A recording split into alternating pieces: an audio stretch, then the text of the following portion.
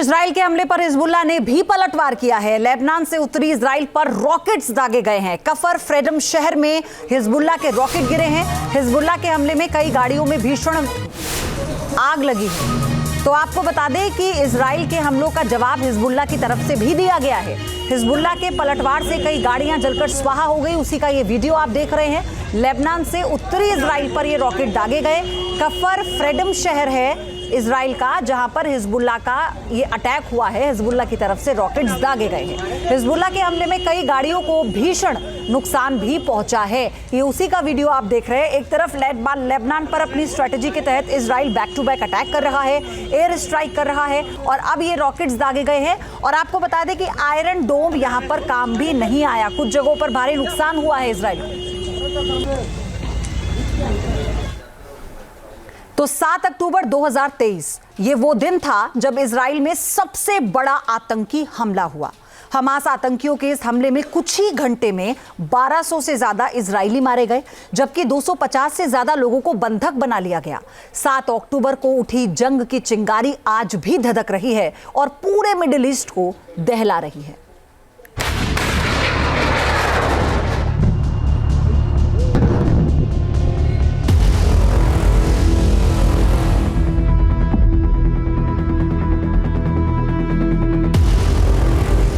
अक्टूबर 2023 ये वो दिन था जब इजराइल की धरती पर सबसे बड़ा आतंकी हमला हुआ। उस दिन हमास के हजारों लड़ाके गाजा से इजराइल में घुस आए और उन्होंने इजरायली नागरिकों पर अंधाधुंध फायरिंग शुरू कर दी।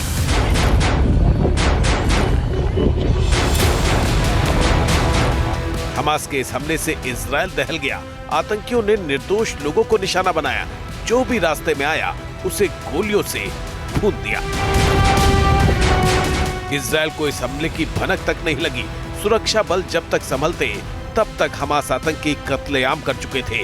आतंकियों ने इजराइल को कभी ना भूलने वाला दर्द दे दिया था।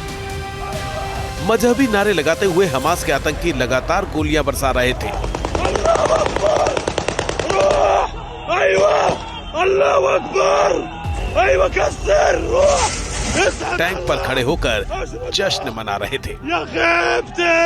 हमास के आतंकियों ने सबसे पहले दक्षिणी इजराइल के सबसे बड़े शहर अश्कलोन को निशाना बनाया। ये शहर गाजा पट्टी से महज 30 से 35 किलोमीटर दूर है। इस शहर से ही गाजा पट्टी की सीमा लगी हुई है। हमास के आतंकी मोटर लगे पैराशूट में सवार होकर इस शहर के नजदीक ही उतरे थे। उस वक्त शहर में एक म्यूजिक फेस्टिवल चल रहा था। लोग मस्ती के मूड में थे, खुशी से नाच गा रहे थे। करीब 4000 लोग रीम इलाके में मौजूद थे। इन लोगों को जरा सा भी आभास नहीं था कि हमला होने वाला है। अगले ही पल माहौल बदल गया। रॉकेट की बारिश होने लगी। अचानक हुए इस हमले से लोगों में अफरा तफरी मच गई। लोग जान बचाने के लिए भागे, लेकिन हमास आतंकियों ने उन्हें चारों तरफ से घेरकर फायरिंग शुरू कर दी। इस दौरान कुछ लोग जान बचाकर गाड़ियों तक पहुंचने में भी कामयाब रहे, लेकिन हमास आतंकियों ने गाड़ियों को भी रॉकेट से उड़ा दिया।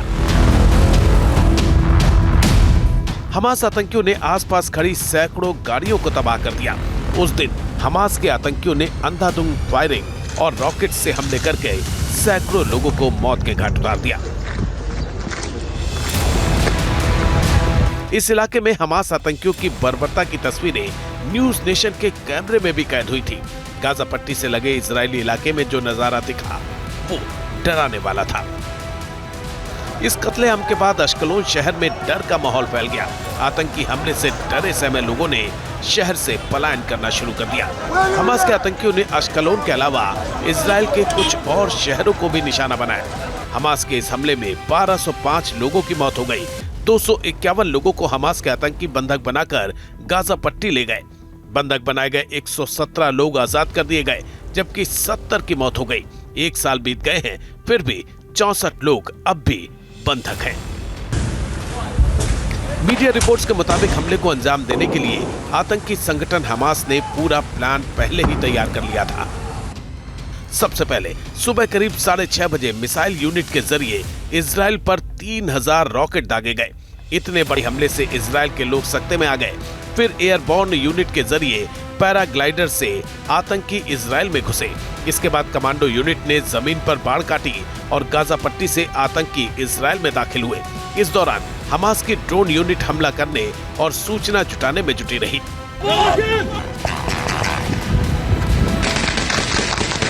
इजराइल का अनुमान है कि उस दिन हमास के करीब 1000 लड़ाकों ने घुसपैठ की थी। हालांकि कुछ देर में इजरायली सुरक्षा बलों ने हालात पर नियंत्रण कर लिया।